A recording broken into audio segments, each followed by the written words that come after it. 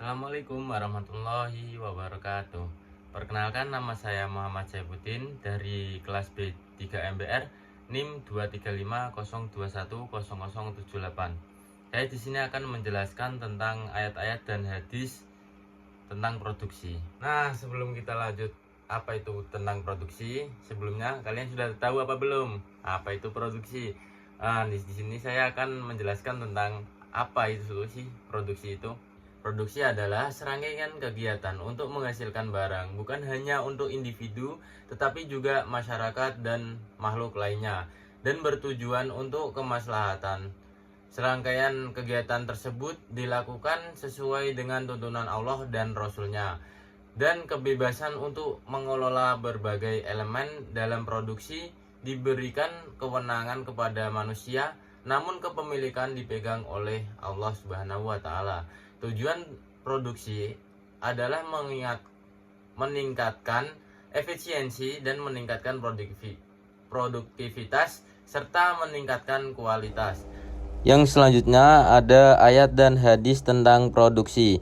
Di dalam ayat Al-Quran dan hadis, baik secara tersirat ataupun tersurat, menjelaskan pentingnya aktivitas produksi untuk kemaslahatan manusia, baik dirasakan secara individu ataupun masyarakat. Di antara ayat-ayat dan hadis tersebut adalah Al-Quran Surat An-Nahl ayat 5-9 yang berbunyi, Bismillahirrahmanirrahim. Wal an'ama khalaqaha lakum fiha di'fu wa manafi'u wa minha ta'kulun wa lakum fiha jamalun hina turihuna wa hina tasrahun wa tahmilu asqalakum ila baladil lam takunu balighihi illa bisikal anfus inna rabbakum lara'ufur rahim wal khayla wal bighala wal hamiri litarkabuha wa zinatan wa yahluquma la ta'lamun wa 'alallahi qasdus sabili wa minha jair walau syaa lahadakum ajmain. Nah, dari ayat tersebut bisa dijelaskan bahwa Allah yang sudah menciptakan binatang ternak, diantaranya unta, kuda, sapi, dan lembu yang sering disebut dalam Al-Quran, semata-mata hanya untuk kemaslahatan manusia. Dan ada beberapa jenis binatang ternak itu ditemukan berbagai manfaat, diantaranya sebagai sarana penghangat di saat mengalami kedinginan di musim dingin. Dunia tekstil sudah lama memproduksi pakaian maupun alat-alat tidur yang terbuat dari bulu-bulu hewan. Di sini terletak hikmah dari penuturan Al-Quran yang di dalamnya benar-benar bersifat tafsili, rinci, dan detail. Termasuk di dalamnya ada ayat yang menjelaskan perihal fungsi binatang. Dan pada hadis hadasana Hasan bin Ali Al-Hulwani hadasana Abu Taubata hadasana Muawiyatu an Yahya bin Abi Kasir an Abi Salama tabni Abdurrahman an Abi Hurairah qala Rasulullah sallallahu alaihi wasallam man kanat lahu ardun falyazraha aw yamnaha akhahu fa in abasfal yumsik ardoh. Dari hadis tersebut mempunyai arti telah menceritakan kepada kami Husain bin Ali Al-Hulwani, telah menceritakan kepada kami Abu Taubah, telah menceritakan kepada kami Muawiyah, dari Yahya bin Abi Katsar, dari Abu Salamah bin Abdurrahman, dari Abu Hurairah. Dia berkata, Rasulullah Shallallahu Alaihi Wasallam, barang siapa memiliki sebidang tanah, hendaklah ia menanaminya atau memberikannya kepada saudaranya supaya menanaminya. Namun jika ia tidak mau, hendaklah ia menjaganya. Nah, dari arti hadis tersebut kita dapat menyimpulkan bahwasanya kita diperbolehkan atau dibebaskan untuk memanfaatkan harta atau pemilikan yang kita punyai selama kita di dunia ini, selagi yang kita gunakan itu dengan hal yang baik-baik saja. Nah, perlu kita ketahui apa saja sih faktor-faktor produksi. Produksi yang baik dan berhasil adalah produksi yang menggunakan faktor-faktor produksi guna menghasilkan barang sebanyak-banyaknya dan kualitas semanfaat mungkin. Menurut M.A. Manan dan Afzalur Rahman, faktor produksi terdiri dari 4 faktor.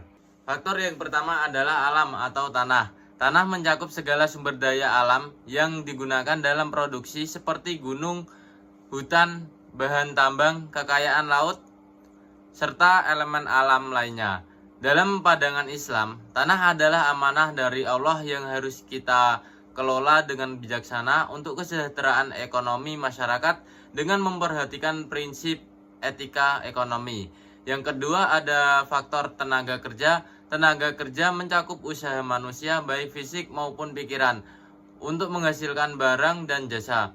Islam menekankan pentingnya kerja sebagai faktor produksi yang mengolah kekayaan alam dan meningkatkan kesejahteraan dengan imbalan yang adil bagi para pekerja.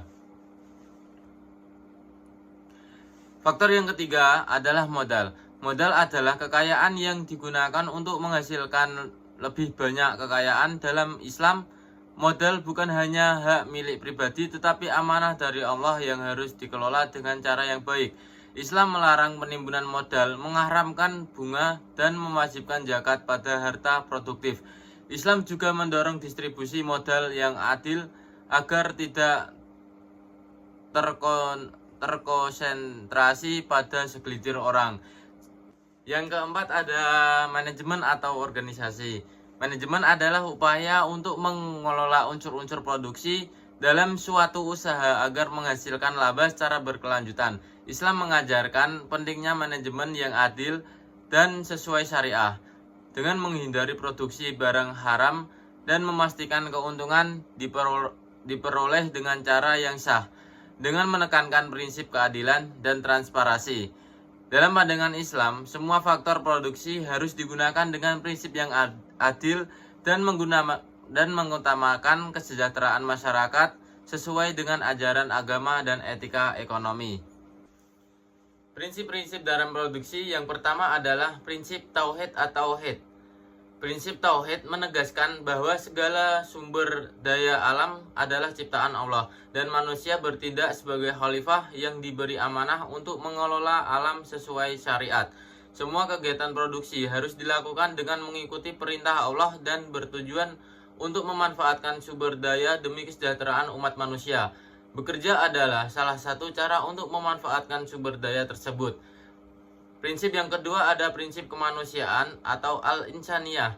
Prinsip ini mengajarkan bahwa produksi bukan hanya soal ekonomi, tetapi juga soal pengabdian kepada Allah dan hubungan sosial antar manusia. Kegiatan produksi harus melibatkan kerjasama, saling membantu, dan memperhatikan kesejahteraan semua pihak. Manusia memiliki hak untuk meningkatkan kesejahteraan melalui kemampuan produktif mereka, dan kegiatan produksi harus mengutamakan kesejahteraan umat secara keseluruhan. Prinsip yang ketiga adalah prinsip keadilan atau al-adl.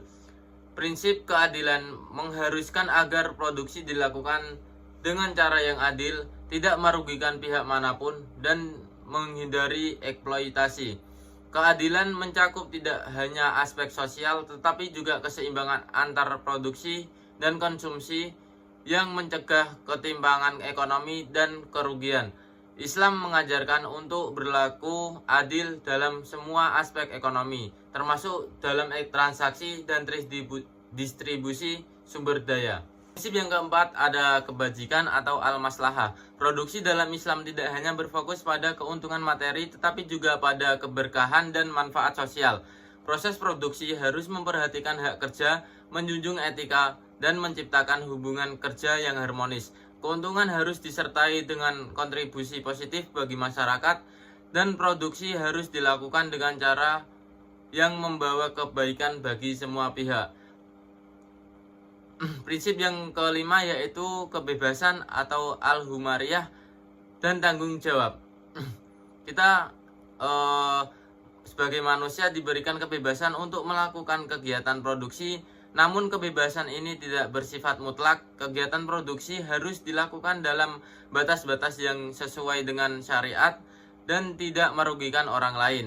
Setiap tindakan harus dipertanggungjawabkan baik di dunia maupun di akhirat. Karena manusia adalah khalifah di bumi yang akan dimintai pertanggungjawaban atas segalanya. Etika produksi dalam Islam ada berproduksi dalam lingkaran yang halal. Prinsip produksi yang wajib dilaksanakan oleh setiap muslim, baik individu maupun komunitas, adalah berpegang pada semua yang dihalalkan Allah dan tidak melewati batas. Keadilan dalam berproduksi. Sistem ekonomi dalam Islam telah memberikan keadilan dan persamaan prinsip produksi sesuai kemampuan masing-masing tanpa menindas orang lain atau menghancurkan masyarakat. Berproduksi yang dapat bermanfaat bagi masyarakat. Produksi dalam ekonomi Islam adalah setiap bentuk aktivitas yang dilakukan manusia untuk mewujudkan manfaat atau menambahkannya dengan cara mengeksplorasi sumber-sumber ekonomi yang disediakan Allah Subhanahu wa taala sehingga menjadi maslahat untuk memenuhi kebutuhan manusia.